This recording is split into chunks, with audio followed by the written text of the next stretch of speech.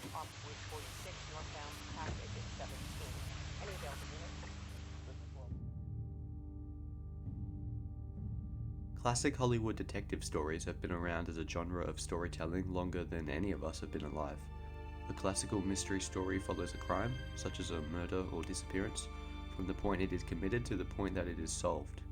These stories are based on the characters getting to the bottom of the mystery, typically with a ticking clock or other high-stakes implications. In its historical iteration, a whodunit film will tell a simple tale of rights and wrongs, with the heroes solving the puzzle to catch the villains and save the day. An original whodunit would deal with the forces of good and evil outside of our bodies, whereas director Denis Villeneuve prefers to tassel with those same forces that exist internally within his characters' minds, and in this film explores if we can maintain our faith in the face of evil. Prisoners tells the story of the disappearance of two young girls, purposefully paying homage to the whodunit genre by featuring its typical character archetypes in particularly cliché manner. Detective Loki is a brilliant but flawed police detective assigned to the case. Your police captain told me that you've solved every case that you've ever been assigned, is that right? Despite his talents, he is clearly both unhinged and corrupt, showcasing unethical tactics such as intimidation of his suspect and illegal search of property. His self-imposed isolation fuels his unhealthy obsession with his craft. Keller Dover is the father of one of the missing girls, and he is the straight-edge, no-nonsense patriarch of his small-town family. He has a steadfast faith in God and is overprotective of his family to a painstaking degree, hoarding supplies in his basement like a doomsday prepper. Alex Jones acts as the typical red herring scapegoat, meant to misdirect the audience from who the real villain is. Molly Jones is revealed to be the capturer of the two young girls. She is a serial kidnapper of young children, drugging and torturing them into mental shells of their former selves. Her ideas inversely reflect Keller's faith, and she is clearly meant by Villeneuve to be this universe's personification of the devil. Making children disappear is the war we wage with God. Makes people lose their faith. Turns them into demons like you. Prisoners utilizes the typical plot and characters of a classical mystery and adds symbolism to them, tinging the genre's typically clear-cut ideals and instead telling a more advanced and morally nuanced story. The constant symbolic inclusion of the maze remains inconspicuously in the background for most of the film, but its significance becomes clear when it ends up linking the pieces of the mystery together. It looks more like a maze than a map. He's got a thing for mazes. This story is a maze itself in its structure. Instead of presenting information in a consistent linear fashion like a standard mystery would, instead writer Aaron Guzikowski scatters clues and signifiers across the story like DNA scattered across a crime scene. And just like the final maze in the book, it's unsolvable. There is no possible outcome to this story where everyone gets home safe. To place significance on the film's title, the physical prisons that the young children are trapped in represent the psychological prisons that our main characters have trapped themselves in. Keller's devout faith in Christianity is demonstrated undoubtedly in the first act, which makes his descent into self-destruction and inflictions of impetuous terror all the more significant. His obsession with order and preparedness is made equally clear, which is why the magnitude of disorder and chaos subjected to him creates such a stark shift in his mindset and behaviour. The contrast between Keller's tidy family house and his decaying childhood home represents these two contrasting corners of his psyche. He is as much of a prisoner as Jones's victims are. Instead of psychoactive drugs keeping his mind trapped, his repressed feelings of rage, guilt, and obsession hold him down, and are awakened by the kidnapping of his daughter. Put simply, Villeneuve's inclusion of the maze represents the mental entanglements that our characters find themselves in. A similar metaphysical dichotomy can be observed in Greek mythology, most notably in the myth of Theseus and the Minotaur, which tells the story of the mythical prince of Athens who has to make his way through a labyrinth to battle a half-man, half-bull monster who awaits in the center. This journey is similar to that of Keller Dover, who beats his ultimate challenge when both of the young girls end up home and safe. But in reaching the center of his labyrinth, he is forced to confront his own personal monster. In this pursuit to take the search into his own hands, he forces himself to vacate his most deep-seated beliefs, and perform increasingly violent acts to the person whom he thinks knows the location of his daughter. His abandonment of his own faith in this darkest hour is demonstrated by him threatening to hammer Alex's hands, akin to a crucifixion. Despite his devotion to Jesus, he ends up in the same place as those who chose to crucify his Lord and Saviour purely out of fear and desperation. Having to compromise on his faith and confront his darkest, most extreme behaviours, his journey into the maze leads him to his lowest point, trapped below ground with nothing but a safety whistle to cry out for help. Detective Loki instead has to unravel his mystery by deciphering order from a world of chaos and disarray. Loki reveals through his actions and tendencies that he is a naturally superstitious person, and his journey through his maze is as spiritual for him as it is physical. What year were you born? Like, were you a dragon or a snake or a horse or sheep? I'm a monkey. Oh, you're a monkey. You're very intelligent. You have an ability to influence people. I think maybe you could influence your boss to lower the check a little bit. His name is a direct reference to the Nordic god Loki, a cunning trickster and agent of mischief.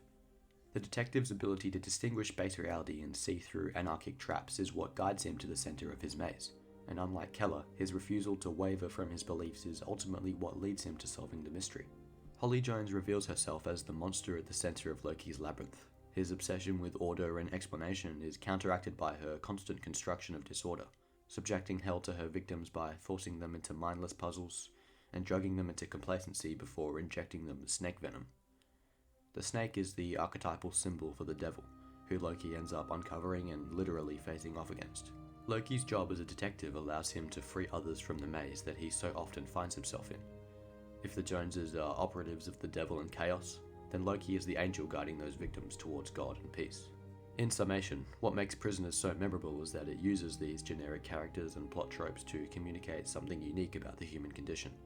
This story in its literal sense is something that those luckiest of us will never live through, but that experience becomes a vehicle to convey the struggles that we all have with our own minds.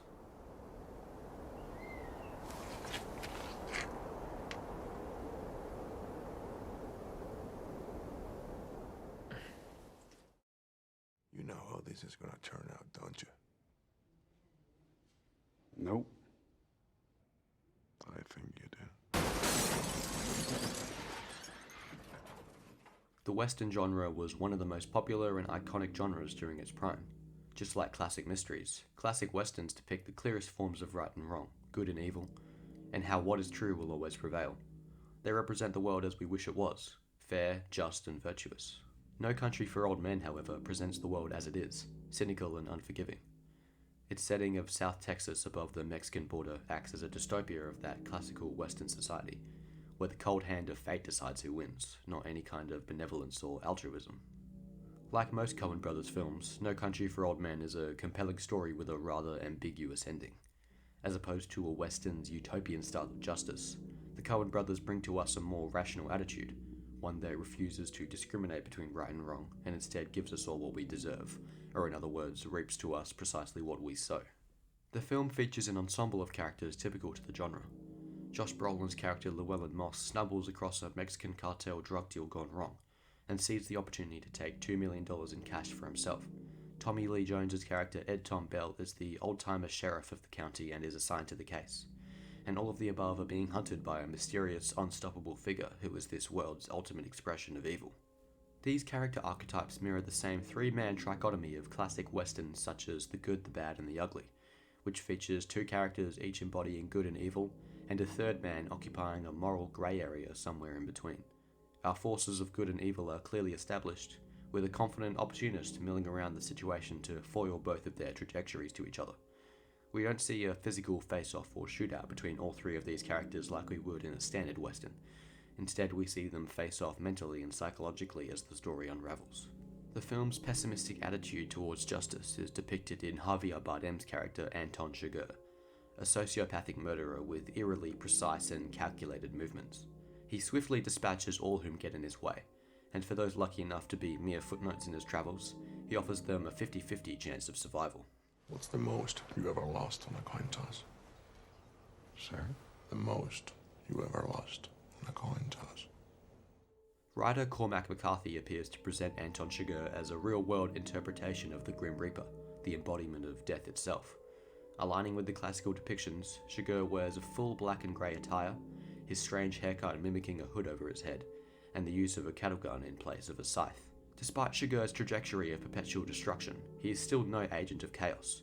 He operates with such casual precision and remains principled not to his own goals, but only to the invisible hand of chance. Call it? Call it. Yes. For what? Just call it. Well, we need need to know what we're calling it for here. You need to call it. I can't call it for you. Well, it wouldn't be fair. Chagur's coin toss is comparable to Pascal's wager, a philosophical argument introduced by 17th century philosopher Blaise Pascal. It proposes that one's belief or disbelief in a higher power can either have an infinitely consequential effect or no effect at all, depending on whether or not that higher power exists or not. Chagur's wager is philosophically similar, with the outcome more so concerning the fate of the wagerer's life as opposed to the existence of God. The coin toss represents the way fate plays into each of our lives, and how our lives are ultimately directed by the decisions that we make before we know their outcome. Ed Tom Bell has been attempting to bring justice to this county for longer than many of its inhabitants have even been alive. I was sheriff of this county when I was 25 years old. Hard to believe. Bell exemplifies the generational shift in morality. He comes from the era of classic westerns with clear-cut heroes and villains. Now out of place in this dystopian ruin of that old idealistic setting, Bell is a relic of the past trying to bring his old memories of peace to a world that has devolved into chaos. Bell is forced to confront the moral ambiguity of this modern day by chasing Llewellyn Moss. In the beginning, Moss appears to be the clear hero of the film when he stumbles across the abandoned briefcase of cash, taking it for himself and becoming hunted by all other forces of this story. He continues to stay one step ahead of death, but when his wife gets threatened, Moss makes his decision by promising Chagur a showdown, but we never get to see it. When Bell finally catches up to Moss, he finds him dead. Moss's decision allowed the Mexican cartel to catch up to him and finish off the job. He gets no closure in his story, no opportunity to right his wrongs or to take control of his destiny. We never even get to see his death. He dies like everyone else does in this world, unheard and forgotten.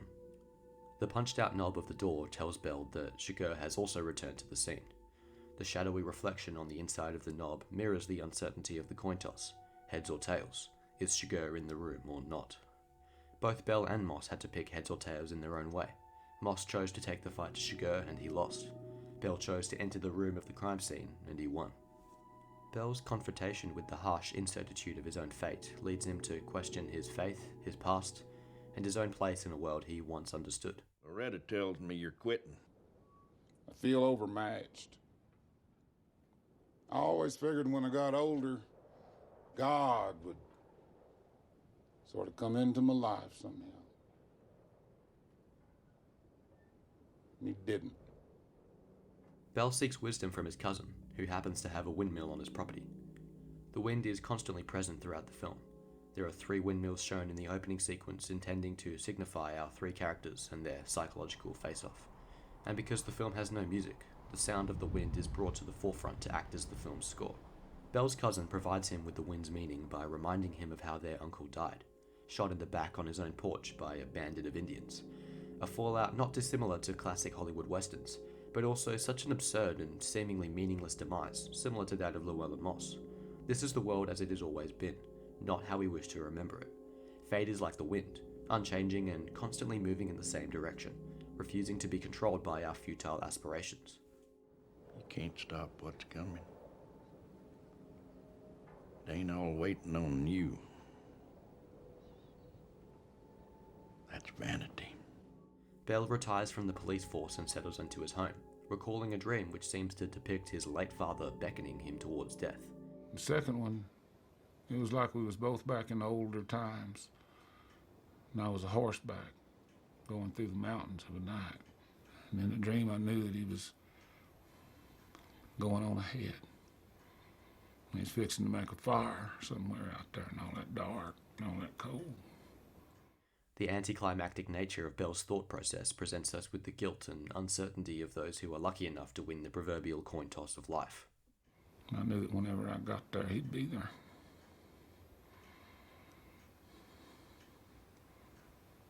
Then I woke up. Chagur's ending is not dissimilar. Despite driving through a green light, he is mysteriously struck by an oncoming car.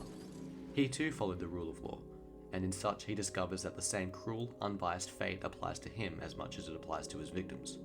This is precisely what Chagur challenged Carson Wells with. If the rule you followed brought you to this, of what use was the rule? Each of these characters represent a different response towards the remorselessness of fate. Moss tried to overcome it, Bell tried to take control of it, and Carla Jean tried to deny it. All of these people lose their battles in their pursuit to understand, as each of them die either a cruel death, or retire unhappy and uncertain. The only character immune to these brutal realities is Saka. The film seems to intend him not even to be a human character, and instead more of a metaphysical one. He follows rules and trajectories that align more with notions of determinism and divinity rather than any kind of human experience. Therefore, just like fate is not the villain of our world, Saka cannot be the villain of his story. He has no mortal goals or ambitions. Just like the wind, he simply keeps moving forward.